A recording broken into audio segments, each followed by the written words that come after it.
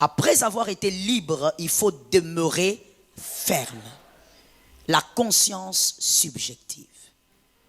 Être conscient, consciente qu'il y a des choses que tu es appelé à faire et avoir un mode de vie par rapport à ce que tu sais de tes batailles et de ton passé et même de ton avenir. Il faut demeurer ferme et ne vous laissez pas mettre de nouveau sous le joug de la servitude. C'est-à-dire qu'on peut tourner ici après une délivrance puissante et après 2 jours rentrer sous le joug. On peut avoir reçu sa délivrance, les démons sont sortis, ils ont parlé. Et après cela, après 5 heures, après 6 heures, rentrer sous le joug. Tout dépend de l'attitude qu'on a après la prière. C'est très important. C'est pour ça que nous disons, la conscience subjective vous permet de réaliser qu'après cette délivrance, après cette prière, j'ai un mode de vie à appliquer. Je ne suis pas mon voisin, je suis différent. Exactement. Écoutons ceci. Les pêcheurs qui étaient avec Jonas dans la barque, lorsque Jonas a sauté, ils ne devaient pas et ils ne pouvaient pas sauter avec Jonas. Parce que s'ils avaient sauté, eux allaient mourir. Jonas est appelé à vivre. Pourquoi? Parce que Jonas a l'appel prophétique. Attention quand tu navigues avec quelqu'un qui a l'appel prophétique. Il ne faut pas jouer là où lui joue. Parce qu'à cause de l'appel prophétique, Jonas n'a pas été englouti. Aucun requin n'est venu bouffer Jonas. Parce qu'il avait un appel prophétique sur Ninive. C'est pour te dire que la conscience que tu dois avoir après la délivrance ne doit pas ressembler à celle de ton voisin. Tu ne connais pas ses batailles, toi tu as tes batailles. Ta famille a ses réalités. Ta grand-mère a vécu certaines choses que toi tu ne devrais pas vivre et pour ça tu dois appliquer un mode de vie. Aide-moi à dire à un voisin, ta conscience doit t'amener à vivre ta vie. Écoutons-nous bien. Les prières copie-coller, arrêtons-nous. Après Roua Siloé, tu t'arrêtes. La clôture de Roua Siloé, c'est le samedi. Donc, à midi, lorsqu'on a fini là, toi aussi, tu t'arrêtes. Les prières copient. Tu pries parce que l'autre prie. Tu es venu à Roua Siloé parce qu'on a demandé à tout le monde de venir. Au fait, toi-même, tu ne sais même pas pourquoi tu es là. Toi-même, tu ne sais même pas quel est l'impact de cette prière dans ta destinée. Face à tes batailles, à tes combats, tu ne réalises pas. Pour que tu viennes, il faut qu'on t'appelle, qu'on t'envoie un texto. Écoute, prière copie-coller, il faut arrêter. Parce qu'un prieur copie-coller n'a pas compris que pendant que tu imites les autres, leur manière de faire et leur manière de prier, tu n'as pas leur bataille. Tu es inconscient. Tu n'as pas leur combat. Tu vas rentrer sous le joug. Après avoir crié ici, sauté, on t'a couvert ici, on t'a tenu pour que tu ne casses pas les chaises. Mais après ça, tu risques de rentrer vers ce démon-là. Parce que comme je te l'ai dit depuis lundi, ce que vous faites après la prière est plus importante même que la prière elle-même. Que Jésus nous délivre. Sois conscient de tes batailles et des types de prisons que tu as abandonnées. Ça te permettra d'avoir une attitude, une vie, de prendre des décisions. Là où les autres peuvent aller facilement, toi tu dis je n'irai pas. Parce que tu connais tes batailles. Yes. Il y a des personnes, vous savez, qui ne peuvent pas aller au cimetière même pour un enterrement sans prière. À cause de leur bataille. Il ne peut pas arriver, mettre son pied au cimetière sans que son pasteur ne dise que Dieu te garde. Et il est conscient de ça. Toi, tu peux aller, tu enterres quelqu'un, tu rentres, tu es bien. Lui a d'autres types de batailles. Je te donne un exemple. Si dans son sang, c'est-à-dire des générations avant, on a pactisé qu'ils ont un pacte avec les esprits des cimetières, les fantômes, parce qu'il y a des gens qui ont pactisé avec des fantômes. S'il a ça dans son sang, quand il va au cimetière, les fantômes se mettent en contact avec lui, même sans le savoir. Quand il rentre chez lui, il commence à rêver. Lui croira, s'il est ignorant, qu'il rêve les morts parce qu'il était dans un deuil. Alors qu'il rêve les morts parce que là où il est allé, il y a des esprits qui ont pactisé avec son sang des générations bien plus tôt. C'est pourquoi tu n'as pas à imiter la consécration d'un autre. Attention avec celui qui te dit, mais toi aussi, une petite chose comme ça, il faut qu'on prie. Reste là-dedans. Est-ce que quelqu'un m'a entendu? Essentiel qu'on comprenne ça avant de clôturer Roi Siloé. Non, mais pourquoi toi tu es comme ça? Juste un petit truc, il faut que tu demandes la prière. Reste dans ce système. Tu n'es pas lui. Si lui n'a pas besoin de ces soi-disant petites prières, toi tu sais d'où tu viens. Est-ce que quelqu'un me capte? Ainsi, lorsqu'on a une conscience subjective, on évite également les absorbeurs d'onction. Lorsqu'on a une conscience subjective, on évite également les absorbeurs d'onction. Il y a des éléments dans la vie qui vous absorbent votre onction. Vous avez prié pendant autant de jours, 33 jours dans la présence de Dieu, dans le jeûne, mais il y a des éléments. Ces éléments-là, quand vous prenez ça à la légère, l'onction que vous avez reçue à votre délivrance disparaît. On vous le vole. Comme lorsqu'un voleur entre dans une maison et il prend. Premier absorbeur d'onction.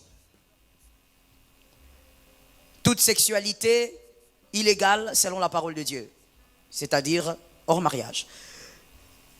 Ainsi que la sexualité avec les démons. Sexualité avec les démons, il y a la masturbation, il y a les esprits incubes et succubes. Vous écrivez ça entre parenthèses. Vous allez remarquer que je vais courir parce qu'il faut finir l'enseignement d'aujourd'hui. La sexualité hors mariage et la sexualité avec des démons, c'est-à-dire masturbation et les esprits incubes et succubes. C'est une sexualité avec les démons. Ces choses-là absorbent votre onction. Quand tu es dedans, mon frère, l'onction se vide.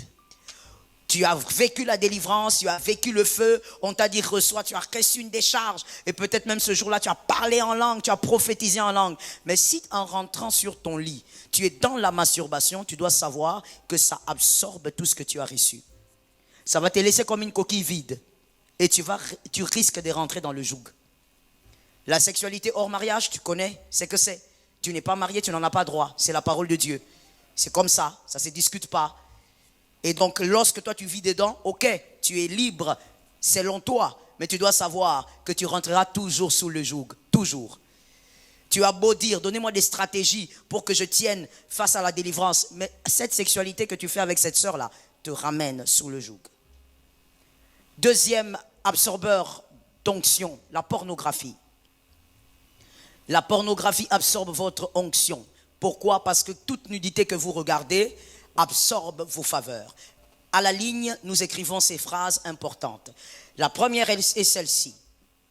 Celui qui regarde la nudité d'un autre dans un cadre illégal, vous comprenez que je suis dans la Bible, c'est-à-dire lorsque ce n'est pas dans le mariage, celui qui regarde la nudité d'un autre dans un cadre illégal est vidé d'une dimension de pouvoir spirituel. Lorsque tu regardes la nudité de quelqu'un et que ce n'est pas ton mari, ce n'est pas ta femme, le fait de regarder simplement cette nudité-là, ça absorbe un pouvoir, une puissance spirituelle. Tu dois le savoir.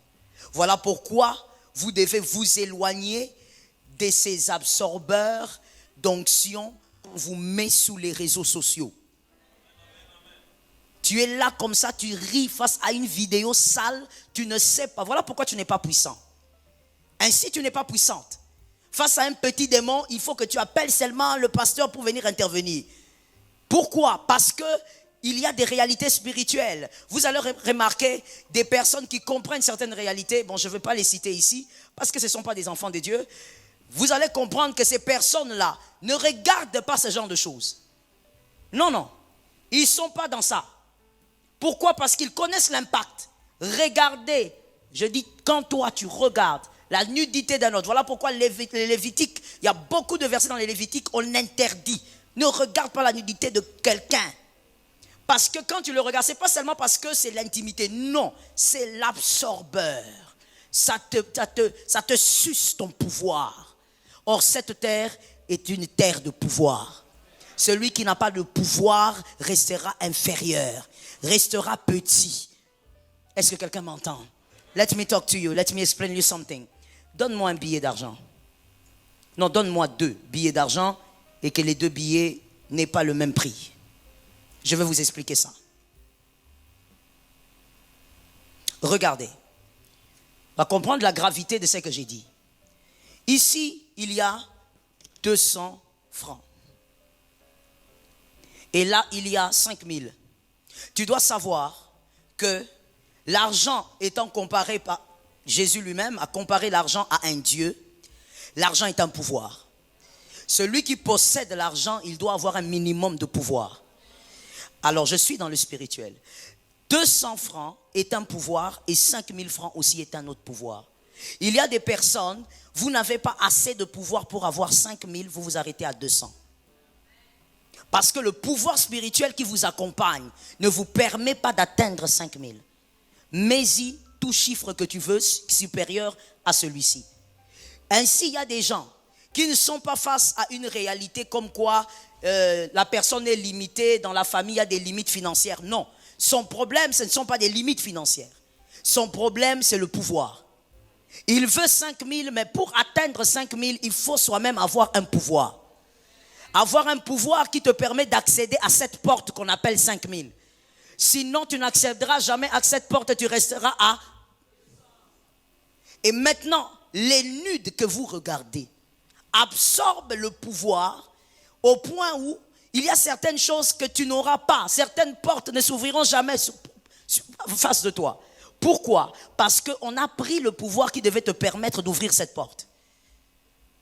Est-ce que quelqu'un m'entend bien? Vous allez comprendre ça par des exemples comme ceci. Vous verrez, il y a quelqu'un qui vient vous voir, ou vous allez voir quelqu'un. Cette personne prend, après avoir causé avec Jacques, il lui donne un transport de, disons, 5000. Mais quand vous venez, la même personne, à la même minute, vous donne un transport de 200. Qu'est-ce qui fait qu'à vous, on a donné 200, à l'autre, on a donné 5000? Quelqu'un d'autre va dire, non, c'est parce qu'il avait seulement 200. Non, pas toujours. Le problème, c'est que tu n'as pas le pouvoir de sortir ça.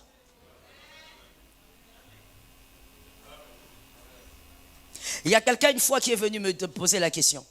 C'est un homme de Dieu. Il me dit, pasteur, comment ça se fait?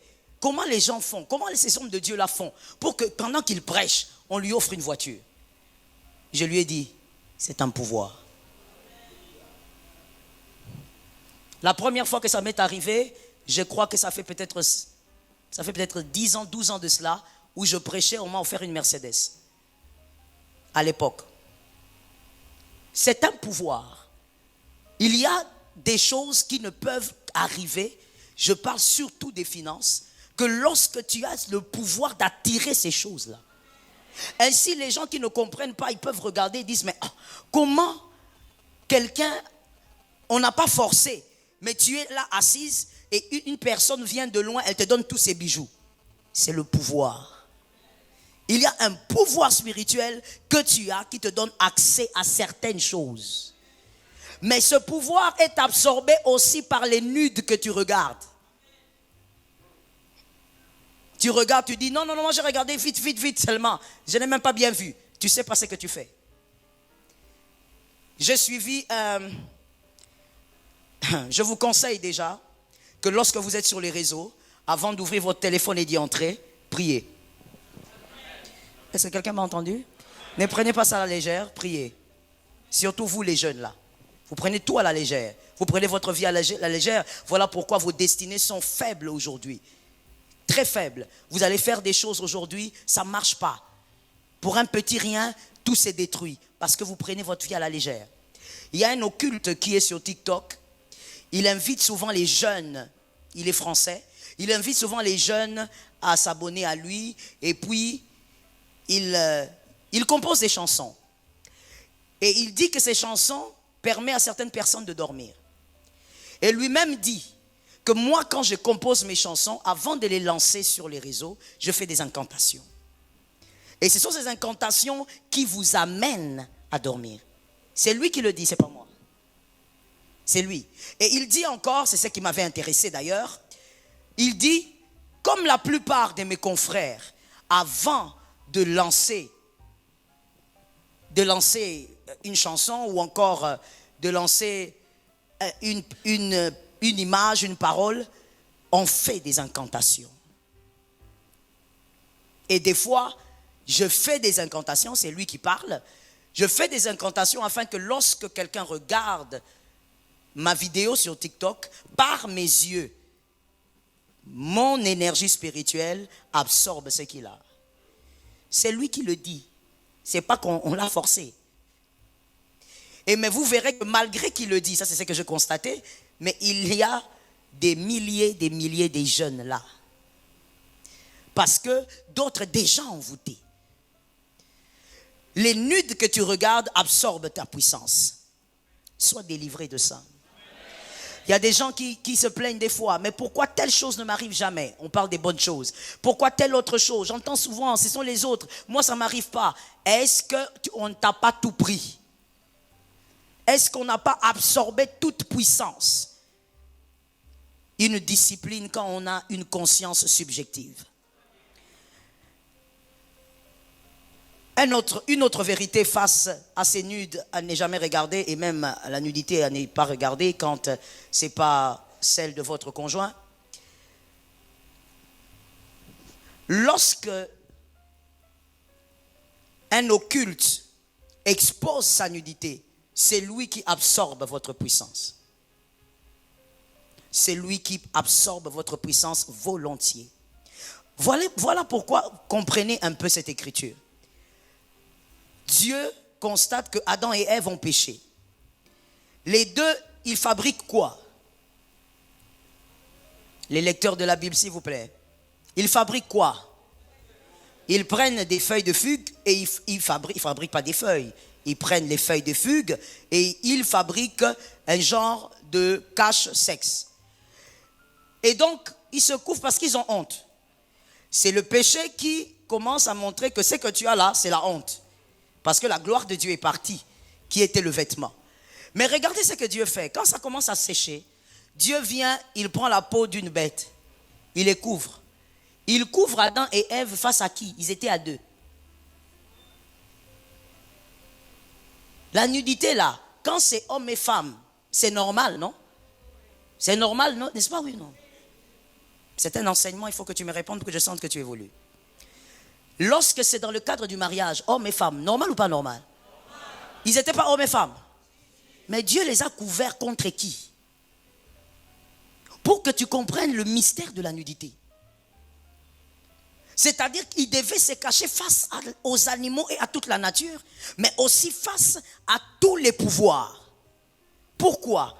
Parce que toute nudité qui est exposée se fait absorber la puissance. La puissance s'évapore. Dieu les couvre. Que vous avez déjà beaucoup perdu, hein, le peu que vous avez là, gardez ça. As-tu compris le problème qu'il y a avec l'envoûtement collectif qu'on organise sur les réseaux? Ce n'est pas une blague, le diable sait ce qu'il fait. Je t'ai déjà dit ici, celui qui a fabriqué sa chose, c'est là où il vous amène. C'est toi qui ne sais pas là où tu vas. Mais lui qui a fabriqué sa chose, il sait là où il vous amène. Ne regarde pas les nudes, ça te détruit. Troisième absorbeur de l'onction, les calomnies. Psaume 1.1. Psaume 1.1. Les calomnies. Lorsque tu calomnies, tu es un calomniateur, une calomniatrice, tu dois savoir que tu fais l'œuvre de Lucifer. Apocalypse 12.10. Apocalypse 12.10 nous révèle que c'est Lucifer le premier accusateur. Lorsque tu calomnies tes frères, tu dois savoir que tu es le petit frère de Lucifer. Et ton onction est en train de partir. Tu as crié ici, tu as prié, tu as dansé, tu as reçu l'onction, tu es tombé 50 000 fois. Mais en sortant d'ici, tu commences à calomnier tout part. Tu n'es pas obligé de citer le nom de ton frère. Quand il n'est pas là, ne parle pas de lui. Si tu as du courage, attends qu'il vienne et parle de lui. Regarde un frère, dis-lui, il faut avoir le courage de parler devant moi. Non, il faut bien parler. C'est l'assemblée des saints, c'est ton frère, celui qui est là. Regarde ce frère-là, dis-lui, il faut avoir le courage de parler en face de moi. Voilà, il ne faut pas parler à côté. Non, j'ai remarqué qu'elle est devenue froide. Va lui dire qu'elle est devenue froide. Ça absorbe l'onction. Est-ce que je peux vous choquer? Ainsi, il y a quelqu'un qui a posé la question, bon, plusieurs posent ce genre de questions. Mais pourquoi c'est toujours les femmes qui tombent? Elles ont trop de problèmes. Mais je donne une réponse simple. Au lieu d'aller trop loin, je vais perdre mon temps dans l'enseignement. Mais dans les églises, pourquoi c'est toujours les femmes qui tombent? Elles sont sensibles, oui, mais il y a une virgule. Les femmes aiment prendre l'onction, elles ne savent pas garder l'onction. Elles prennent, mais elles font des choses qui absorbent l'onction. Quand on va déverser une autre onction comme ça, elle prend encore. Arrête de calomnier, ce n'est pas un petit truc. Mettez-moi le psaume 1:1 s'il vous plaît. Ce n'est pas une petite chose. Ça te détruit. Heureux l'homme qui ne marche pas selon le conseil des méchants, qui ne s'arrête pas sur la voie des pécheurs et qui ne s'assied pas. Vous savez pourquoi? Quand on calomnie, je ne sais pas pourquoi, mais on est toujours stationné. C'est rare que les gens calomnient en train de marcher. Vous vous arrêtez toujours. Tout le monde part, mais vous êtes là devant l'église là-bas, dehors là. Qu'est-ce que vous faites sur la pelouse là? Quand moi je dis amen, amen, que chacun rentre chez soi. Donnez-moi un amen bien ici les aventuriers.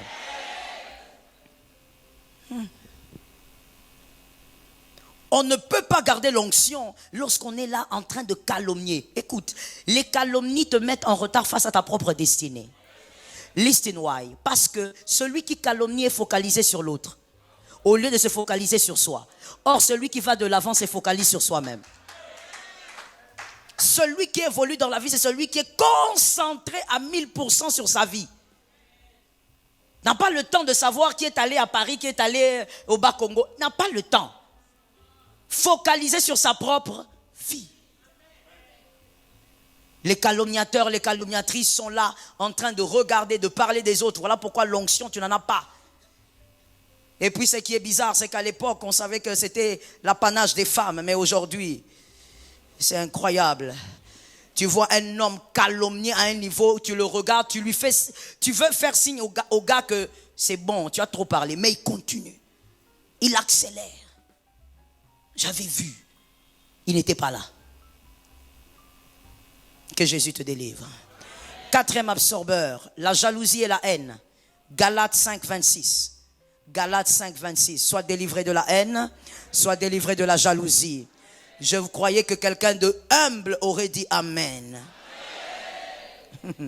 Avant d'aller même plus loin, je vais te dire ceci. Tu sais, toi tu peux me regarder, me dire, tu sais pasteur, moi je ne suis pas jalouse. Mais tu sais pourquoi tu penses que tu n'es pas jalouse? Parce que tu n'as pas encore rencontré quelqu'un qui peut te rendre. Avant d'affirmer quelque chose, sois sûr que tu as traversé, que tu as vécu. Est-ce que quelqu'un me capte? Comme un gars, en tout cas, mon mari m'avait beaucoup fait rire. Un monsieur avec qui on causait, il dit, moi, non, moi, impossible. Moi, je ne peux pas tomber avec une femme, impossible. Moi. Alors mon mari qui regarde, il dit, mais toi, qui va te tenter? Mon mari lui dit, mais toi, frère, qui va te tenter? Comme tu es là, comme ça. Les types de femmes qui vont te tenter, tu ne pourras pas tomber avec. Tu n'as pas encore rencontré les types de femmes qui peuvent te tenter, toi, comme tu es. Le frère lui-même, il était là. Ce qui m'a aussi plu, c'est ça. Je m'attendais à ce que le frère dise, oh non, pasteur. Mais le frère était en train de réfléchir. Non, mais c'est bien. C'est la conscience. Ça veut dire, il n'a pas voulu discuter en désordre. Il a commencé à réfléchir, à dire, ah, peut-être que c'est vrai. Hein, que mon problème, c'est que ce sont les façons qui sont là.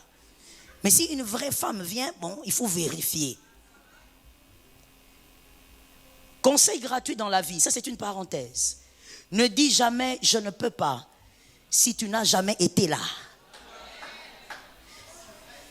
En Alors les femmes comme moi, jamais. Reste calme. Alors les femmes comme moi, jamais. Reste calme. Tu n'as pas encore vécu ce que tu es en train de discuter. Alors l'humilité et l'intelligence demandent à ce que tu dises, par la grâce de Dieu, je ne souhaite pas. Parce qu'il y a eu des vaillants qui sont tombés. Ainsi, il est écrit, David a dit, pourquoi les héros tombent? Ce ne sont pas les hommes faibles, ce sont les héros. La jalousie vous pousse à la haine. Galates 5, 26, ne cherchons pas une vaine gloire. Vis ta vie et sois toi. Ça tombe sur toi au nom de Jésus. À la clôture de Roue à Siloé cette semaine, j'ai dit vis ta vie et sois toi. En nous provoquant les uns les autres. Tu n'as pas besoin de t'agiter autour de ton frère. Écoute, la vie que ton frère a, c'est Dieu qui lui a donné. Let me tell you, si tu as de la haine pour ton frère à cause de ce qu'il a, c'est Dieu que tu as haï. Parce qu'aucun homme n'est seul, il est par la grâce de Dieu. Même la vie déjà qu'il a, c'est la grâce de Dieu. Même si c'est un homme occulte, mais s'il respire, c'est parce que Dieu a décidé qu'il respire. Donc tu n'as pas besoin, si tu commences à haïr un homme à cause de ce qu'il a, c'est Dieu que tu as haï.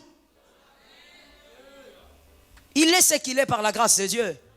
Et comme on l'a dit hier, il est aussi ce qu'il est parce qu'il a eu des précurseurs conscients.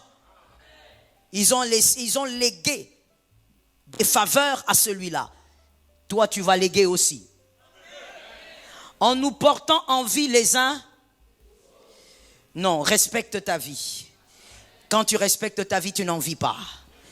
La jalousie mène au meurtre.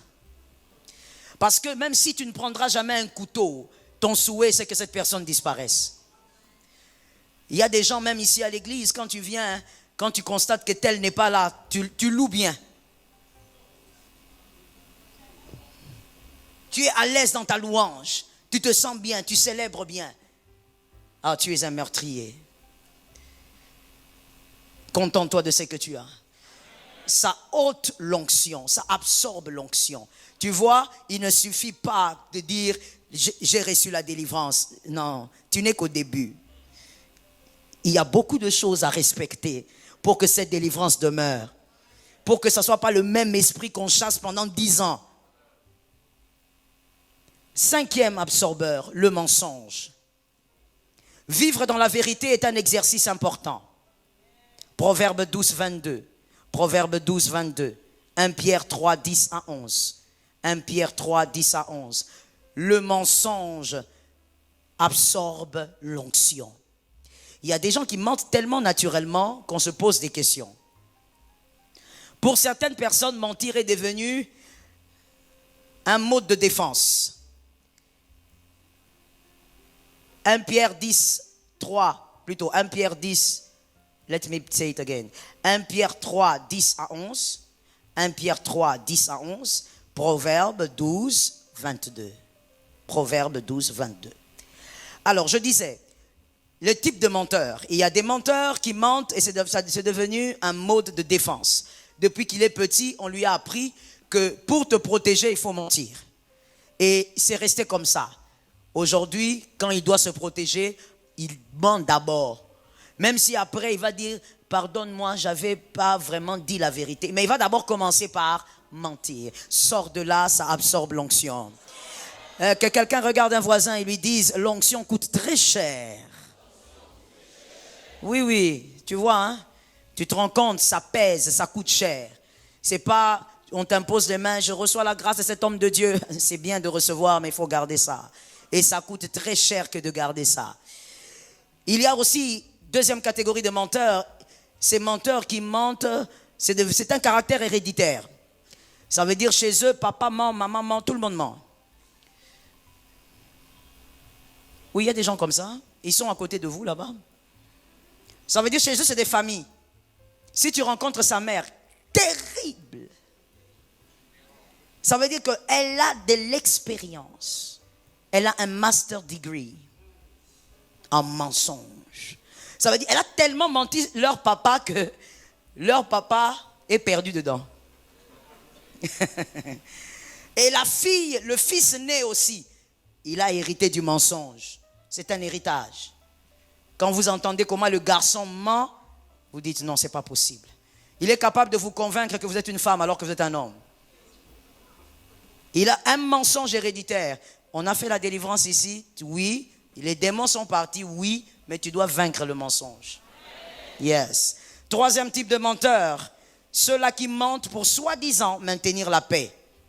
Il dit, si je dis la vérité, ça sera un désastre. Je veux que tu retiennes cette phrase. Tout mensonge a pour racine la destruction. Tout mensonge, peu importe sa forme.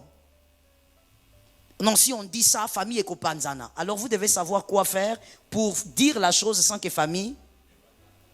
Parce que tout mensonge a pour racine la destruction. Ça vous détruira, même après 10 ans. Et ça absorbe l'onction. Que Dieu nous donne la victoire. On avait dit organiser la vie spirituelle, n'est-ce pas? La conscience subjective vous permet d'organiser la vie spirituelle. Et deuxièmement, c'était organiser la famille. On va avec la famille maintenant.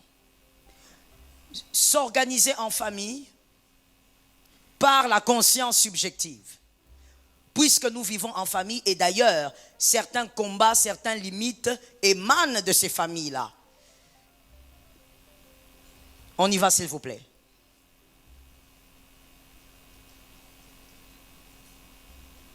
Voici ce qu'il faut savoir au sujet de l'amour en famille, que ce soit élargi ou restreinte.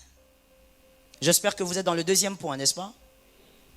La conscience subjective par rapport à comment bien organiser sa vie en famille par la conscience subjective. Écrivons ceci d'abord, s'il vous plaît. L'amour familial est le troisième amour sacré. L'amour familial, et on parle de la famille paternelle, maternelle, la famille élargie, la famille avec tes frères biologiques. C'est le troisième amour sacré. Troisième amour sacré. Le deuxième amour sacré, c'est l'amour éros de l'homme et de la femme dans le mariage. C'est le deuxième amour sacré. C'est le deuxième amour sacré. Le premier amour sacré, c'est l'amour du Christ. Aucun amour n'est semblable à cet amour-là. Moi aussi, j'ai dit un amen au-dessus. C'est un amour sacré. Le premier, c'est l'amour du Christ. Le deuxième, l'amour entre l'homme et la femme. Troisième amour, c'est l'amour avec la famille, les frères, les sœurs, les cousins, les nièces, les neveux. Écrivons, s'il vous plaît. Cet amour familial, premièrement, il est à respecter car votre équilibre émotionnel en dépend. Cet amour familial est à respecter car votre équilibre émotionnel en dépend. Comment vivre avec ses frères, ses sœurs, ses oncles, ses tantes, ses nièces, ses neveux. C'est un amour à respecter parce que votre équilibre quoi? Non. Votre équilibre émotionnel. Votre équilibre émotionnel en dépend.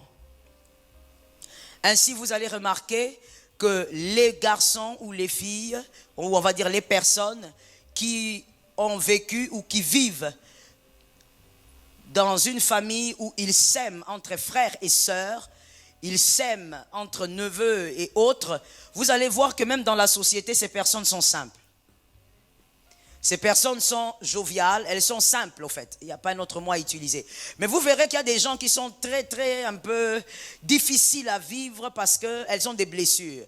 Ces gens-là, en général, ce sont des personnes qui n'ont pas vécu un très bel amour entre frères et sœurs. Est-ce que quelqu'un m'entend?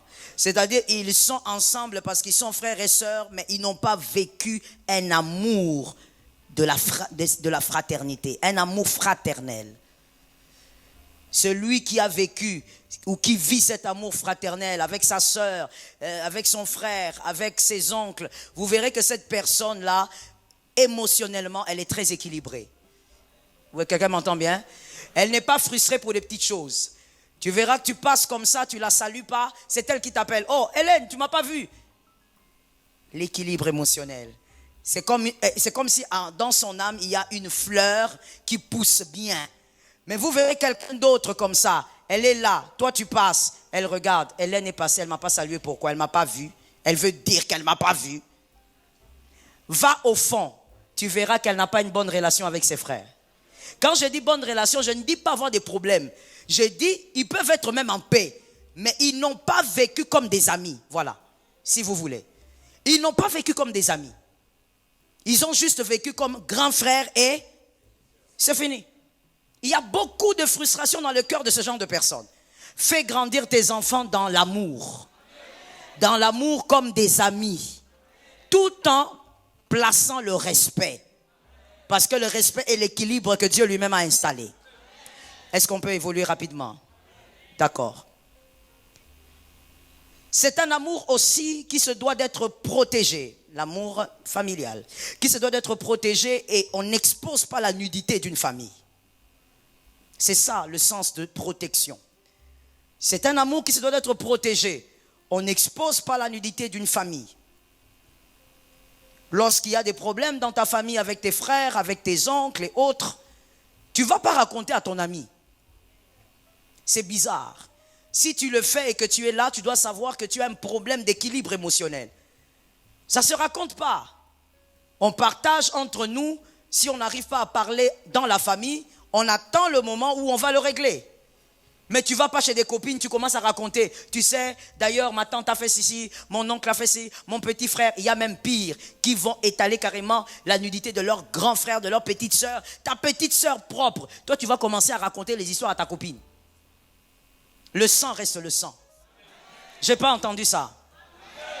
Je comprends que j'ai affaire à beaucoup de gens qui ont quelques problèmes. J'ai dit le sang reste le sang. C'est pourquoi Jésus nous a sauvés par le sang. Et c'est le sang qui nous donne la victoire sur le serpent. Non mon frère, c'est la vérité. Pourquoi je dis que toi tu es mon frère pour l'éternité? Parce qu'on est unis par le sang de Jésus. C'est ce sang-là qui donne une valeur à notre fraternité. Tu ne blagues pas avec le sang. Celui-là c'est ton frère. Il a le sang qui coule dans tes veines. Tu ne vas pas le critiquer chez ton ami. Vous n'avez pas bien grandi. Je suis désolé. Je réchoque et j'ai dit, vous n'avez pas. Il y a quelque chose qui a raté. D'autres encore pire, quand elle va acheter du pain au coin, à l'épicerie ou à la boulangerie, elle arrive là. Est-ce que tu sais ce qui s'est passé aujourd'hui? Ouais. Tu vois ma mère, tu vois ma petite soeur là. Ma mère aime seulement ma petite soeur. Il y a un problème là. Si le fondement a été mauvais pour toi, place le bon fondement. Non, je n'ai pas entendu pourquoi. Donne-moi 3 amens que j'entende. S'il y a eu un mauvais fondement, toi récupère la situation. Ça ne va pas continuer mauvais fondement jusqu'à je ne sais pas combien de générations. Place le bon fondement. Oh non, papa n'a pas fait son travail. Il ne nous a pas éduqués. À ton âge, tu réclames l'éducation de papa. Aventurier. Est-ce qu'à ton âge, tu peux réclamer l'éducation de papa? Tu as l'âge toi-même de refonder ton éducation. Cet amen n'est pas normal. Je sens qu'il y a des problèmes, mais on va dire encore amen. Tu as l'âge de reformuler ton éducation. Tu ne peux pas dire, oh ma mère, moi, elle n'était pas là. Hein? Elle n'était jamais là. Elle n'était jamais là, mais tu as grandi, regarde l'âge que tu as. Toi-même, tu as l'âge d'être maman de 4 enfants. C'est seulement parce que tu es en retard peut-être de la vie. Tu as l'âge d'avoir, si tu étais au village, grand-mère. Tu te plains, maman elle n'était pas là, papa était... À ton âge, reformule ton éducation. Avec la parole, le Saint-Esprit et avec les valeurs. Vous connaîtrez la vérité. Ok, let's go. L'amour ne trahit pas. C'est toujours la nudité qu'il faut cacher. Toujours dans la nudité qu'il faut cacher. L'amour ne trahit pas. Voyez-vous, il y a des traîtres, on va le dire rapidement. Il y a 4 types de traîtres. Le premier, ce sont des traîtres qui sont traîtres à cause du génétique. C'est-à-dire, chez eux, il y a toujours des traîtres dans leur lignée. C'est la lignée de Judas. Aujourd'hui, s'il te trahit, ne t'étonne pas. Son grand-père avait trahi. Son arrière Ce sont des traîtres. Il y a des traîtres parce qu'ils sont traîtres à cause de leur génétique. Il y a trop de trahison dans la famille. Deuxième type de traître, il y a des traîtres qui le sont par réclamation, comme Pierre. Ça veut dire il est bien, mais les esprits de famille commencent à le réclamer et il va trahir là où il doit être béni. Que ça ne soit pas toi. Il y a des traîtres, troisième, parce qu'ils sont jaloux. Il est tellement jaloux de toi qu'il te trahit. Comme si en te trahissant, tu vas changer. Tu ne changeras pas même si on te trahit.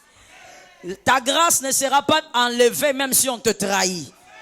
Ton manteau ne sera pas donné à quelqu'un d'autre même si on te trahit. On ne va pas arracher ta bénédiction même si on te trahit. C'est ta part. Roue à Siloé, tu sors avec. Quatrième, ce sont ceux qui trahissent par enchantement. Ça veut dire on l'a envoûté pour qu'il trahisse et qu'il perde tout. C'est pas lui. C'est un envoûtement de famille, un envoûtement sorcellérique pour qu'il perde tout. Tu dois savoir que lorsque tu évolues, je suis obligé de le dire comme ça puisque je parle des familles. Tu dois savoir que quand tu évolues dans la vie, toute la famille ne t'acclame pas. Oui, des fois même, c'est ceux qui t'appellent beaucoup qui ne t'acclament pas. Pourquoi? Parce que l'ennemi n'est jamais dehors. L'ennemi reste toujours dedans. C'est comme ça, c'est une logique depuis la création, ça ne va pas changer avec toi. Le serpent était dans les jardins et non dehors. Judas était apôtre, il n'était pas dehors. Dans la famille, quand tu évolues, c'est pas tout le monde qui t'acclame, qui est d'accord avec toi. Et donc, il y a ceux qui veulent te détruire simplement et ils poussent sur toi un esprit de trahison pour que tu abîmes tout là où tu es et que tu perdes ta bénédiction. Cela n'arrivera pas. On t'a oint les jambes, cela n'arrivera pas. La conscience subjective t'amène à réaliser que dans la famille, on respecte ces principes d'amour. On respecte ça. Écrivez avec moi. Il y a 5 types d'amour. Je ne parle pas des langages d'amour. Je parle des types d'amour. Il y a 5 types d'amour. Le premier type d'amour, c'est aimer sans confiance. Ça existe. Et pour certaines personnes en famille, il faut se comporter comme ça. Parce que c'est ton sang, tu l'aimes, mais tu n'as pas confiance en lui. Il est sorcier, tu vas avoir confiance en lui comment? Mais c'est ça la vérité. Aimer sans confiance existe. Et prenez l'écriture. On va nous balancer l'écriture rapidement, sinon on n'aura pas le temps de lire. Prenez l'écriture, je veux juste expliquer, mais je ne veux pas lire. Jean 13, 26. Aimer sans confiance, c'est l'amour de Jésus et Judas. Jésus a aimé Judas. C'est pourquoi il a choisi. Il a gardé pendant près de 3 ans et demi. Mais il n'avait pas confiance en lui. Jean 13, 26. Vous l'écrivez bien, s'il vous plaît, dans votre carnet. Deuxième type d'amour. Aimer avec confiance. Aimer avec confiance. C'est l'amour de Jésus et de Pierre. Vous prenez l'écriture, Jean 21, 17. Jean 21, 17. Dans la famille, il y a des gens aussi maintenant qu'il faut aimer et tu fais confiance. Parce que cette personne est enfant de Dieu. Ah, c'est le conseil que je te donne. Et là, on parle du sang, de ton sang, de ceux qui ont ton sang. Dans la famille, on ne fait pas confiance à la personne qui est la tante, l'oncle, non. On fait confiance à celui qui est enfant de Dieu. Celui qui est enfant de Dieu a la vision de Dieu. Oui, oui, oui. Même si vous ne vous voyez pas, tu sais que vous avez le même esprit. Donne-moi un amen normal. La conscience subjective. C'est-à-dire que tu as vécu la délivrance, mais tu dois vivre dans la conscience subjective dans la famille. Savoir qui tu peux faire confiance et qui tu peux aimer sans faire confiance. Sinon, tu vas rentrer vers le joug. Les démons là qu'on a chassés ici, tu vas les ramasser là-bas en famille. On a parlé de quel exemple pour le point 2? Jésus et Pierre. Jésus l'aimait et il avait confiance. Troisième type d'amour à présenter dans la famille, aimer avec confiance et estime. Aimer avec confiance et estime. Nous voyons Jean et Jésus. Ne mettez pas Jésus et Jean, parce que ça veut dire autre chose. Nous voyons Jean et Jésus. L'écriture, Jean 13, 23. Jean 13, 23. Jean 13, 23. Aimer avec confiance et estime, Jean et Jésus. C'est-à-dire, on aime quelqu'un, mais on va au-delà. On fait quoi? Qu'est-ce qui est écrit dans votre carnet? Après l'amour, on fait quoi? Vous êtes sûr là? Aimer. Il y a 3 choses là-bas. Ben oui, vous avez sauté quelque chose là. Aimer avec confiance et estime. Ça, c'est Jean et Jésus. C'est-à-dire que ça, c'est une 3e dimension d'amour. Il y a des gens aussi, même en dehors de la famille, vous pouvez vivre ce genre de choses. Ça veut dire, vous l'aimez, vous avez confiance et vous voulez ressembler à cette personne. C'est ça l'estime. Vous estimez quelqu'un. Vous pouvez aimer quelqu'un sans l'estimer. Oui, tu l'aimes, mais tu n'as pas envie de le ressembler. Ben oui, c'est comme Jésus et Judas. Mais il y a des personnes, quand vous les aimez, ça va au-delà. Vous avez confiance. Et au-delà aussi, vous voulez ressembler. Jean et Jésus. Dans la famille, il y a des gens comme ça.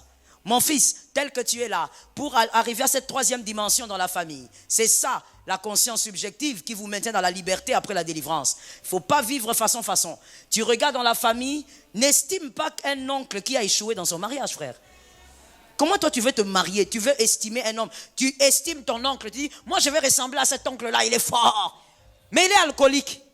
Il a 4 femmes. La conscience subjective. Ce que tu cherches à imiter finira par te ressembler. C'est pourquoi vous verrez ceci, mes fils. Vous verrez, il y a des gens qui commencent à parler comme certaines personnes sans s'en rendre compte. Tellement que tu l'aimes, tu commences à parler comme lui. Alors que tu ne vis pas avec. Mais quand les gens t'écoutent, tu dis, oh, comment tu commences à parler comme Gloire? Tu commences à t'étonner comme Gloire. Parce que tu l'aimes. Quand tu estimes quelqu'un, ce qu'il est commence à descendre sur toi. Tu ne peux pas dans la famille estimer tout le monde. Et je t'ai déjà dit plusieurs fois ici, même dans Famille Glorieuse. Quand on est enfant, papa est un Superman. Quand on grandit, on voit papa. On ne le juge pas parce que le Père est sacré, mais on voit. On voit ses erreurs parce qu'on ne doit pas tomber dans les mêmes erreurs. Oui.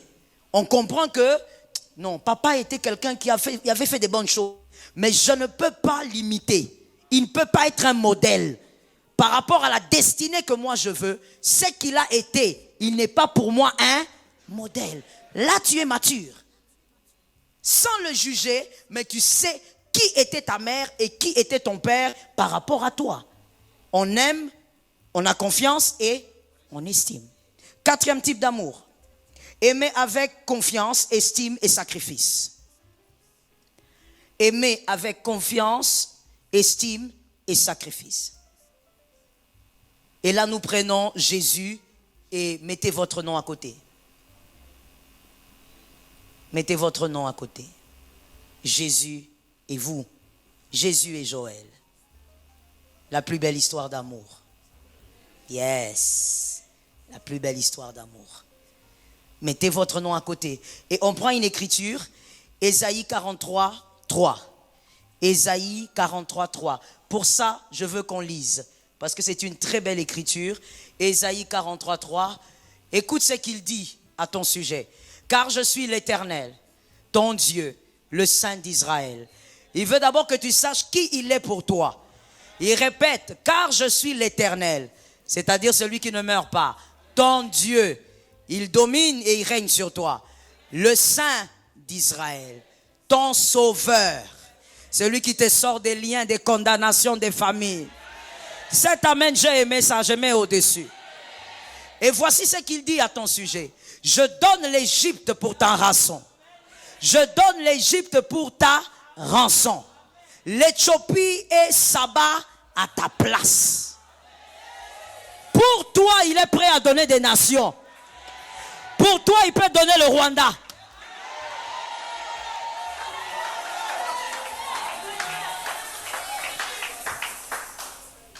Pourquoi tu me regardes comme ça? C'est une nation, non? C'est là-bas, c'est sur la nation. Il a dit donc pour toi, c'est pas seulement. Pourquoi j'ai choisi ça? Parce que j'ai l'impression que tu t'es trop habitué avec Jean 3,16. L'amour de Jésus, c'est au-delà de la croix. Non, non, il est mort pour moi. Là, tu vois qu'un homme. Mais ici, il dit, je peux te donner des peuples pour te garder seul. Voilà pourquoi il faut bien écrire ton nom dans ce que tu as écrit là. Voilà pourquoi il faut bien écrire ton nom dans ce que tu as écrit là. Pour toi, il peut donner des nations. Et il reste avec toi, il n'a pas de déficit. Et il est heureux de rester avec toi. Quel amour, my God! Je croyais qu'un circoncis allait savourer l'amour. Savourer l'amour de Jésus. Quel amour! Toi, tu veux te suicider parce qu'un gars façon t'a abandonné. Tu es une aventurière. Tu ne peux pas mourir parce qu'un homme te laisse. Jésus peut donner des nations pour te garder. Si lui, il part, Jésus est là. Si elle part, Jésus... Toi, tu blagues. Je reste avec celui qui donne le souffle de vie. Là, tu n'as pas compris. Alors, je vais le dire à toi. Tu restes avec celui qui donne le souffle de vie. Tu restes avec celui qui guérit des maladies. Tu tombes malade, il te guérit. Tu attrapes le cancer, il te guérit. Tu restes avec celui qui fait peur à l'esprit de mort. Quand l'esprit de mort vient, l'esprit de mort déménage. Tu restes avec celui-là. Ah, je dis, ne te suicide jamais. Ne te donne jamais la mort. Il y a quelqu'un qui t'a aimé au-delà de tout amour. Ne doute jamais, ne doute jamais. Doute de l'amour d'un homme. Doute de l'amour de ton pasteur. Ne doute pas de l'amour de Jésus. Jésus t'aime jusqu'à donner des nations. Tu vois ce type d'amour-là, ça existe, mais c'est rare au milieu des hommes. Tu aimes quelqu'un au point où tu peux faire des grands sacrifices. Mais normalement, l'Écriture dit que c'est l'amour qu'un homme doit avoir envers sa femme. Normalement, hein?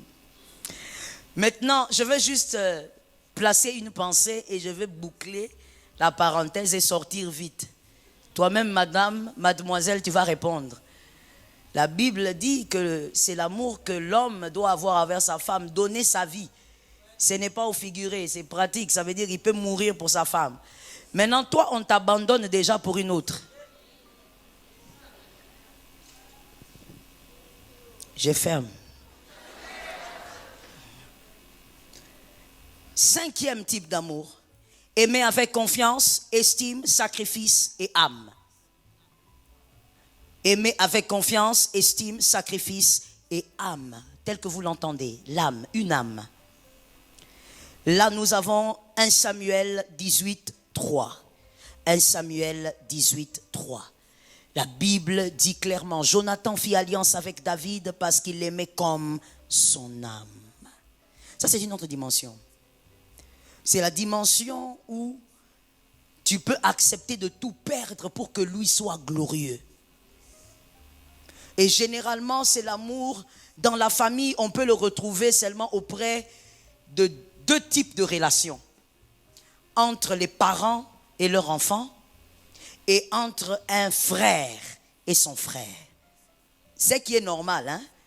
Normalement, l'amour que ton frère devrait avoir pour toi, c'est un amour d'accepter de disparaître, mais que toi tu sois bien. C'est ce qui est normal. Le péché a abîmé beaucoup de familles, mais c'est ce qui est normal. Cet amour qu'on retrouve auprès des parents envers les enfants, un parent normal, équilibré, ayant le Seigneur, son souhait est que son fils soit plus grand que lui.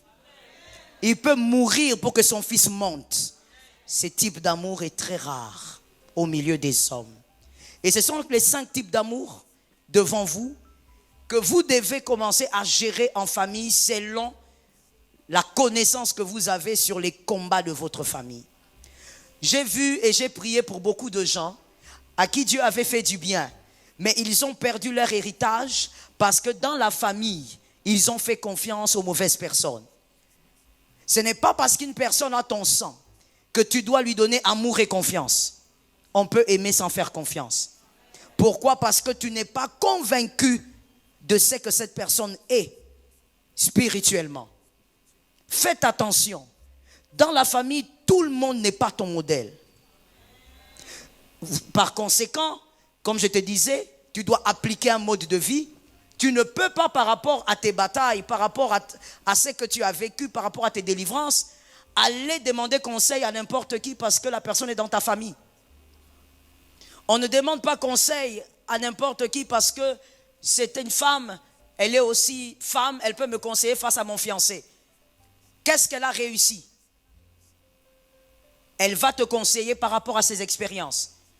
Alors, il faut vérifier qu'est-ce qu'elle a réussi de faire.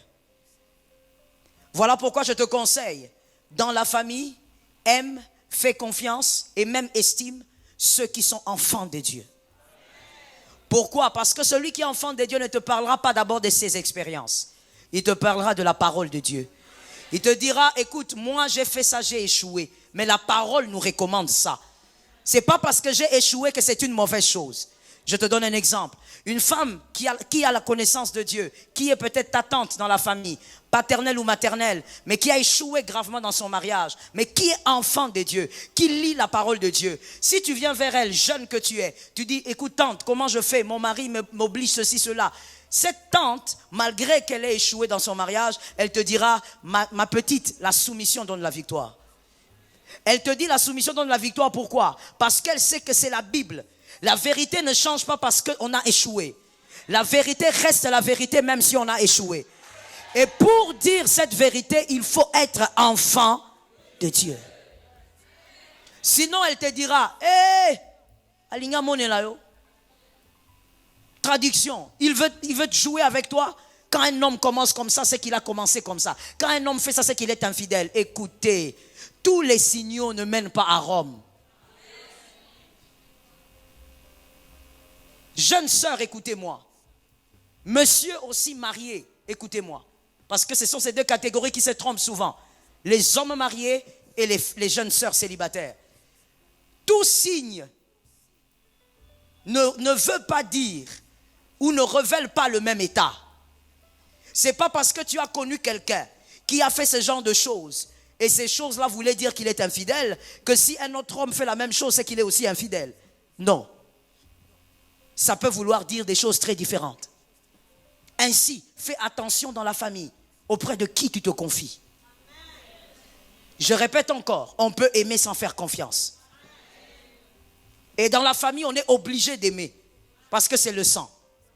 Mais on n'est pas obligé de faire confiance. Est-ce que quelqu'un me capte? Toi, tes enfants transitent dans toutes les maisons. Non, c'est ma famille.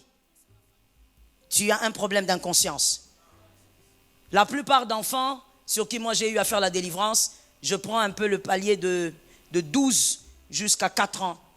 Par la grâce de Dieu, j'ai fait des délivrances de ces enfants-là, cette tranche d'âge, beaucoup. Et j'aime bien, parce que j'ai beaucoup de compassion quand je vois les enfants de cet âge être ligotés par les esprits impurs. Mais la plupart, d'où est provenu leur problème? Où est-ce que la sorcellerie a été consommée? Dans la famille, dans la maison de tel, dans la maison de tel autre, dans la maison de tel autre. Tu dois savoir que le mal, je répète, il n'est jamais dehors. Si tu attends le mal dehors, tu as mal commencé à voir. Le mal est toujours dedans. Mais tu dois savoir, voir, avoir la conscience subjective et voir qu'est-ce qui se passe dans cette famille et qui vit quoi. Est-ce que quelqu'un me capte? J'ai vu des personnes être détruites parce qu'elles prenaient les enfants, elles déposaient partout. Vacances de Pâques, ils sont chez la tante Marguerite. Vacances de Noël, chez Albert. Vacances de quoi? Grandes vacances, Alphonse. Parce que lui, il a une grande maison. Ne va pas déposer tes enfants en famille parce qu'ils ont des grandes maisons.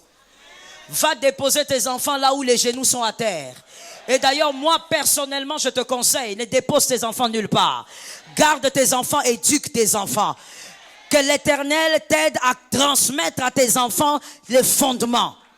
Donne-moi un amen normal.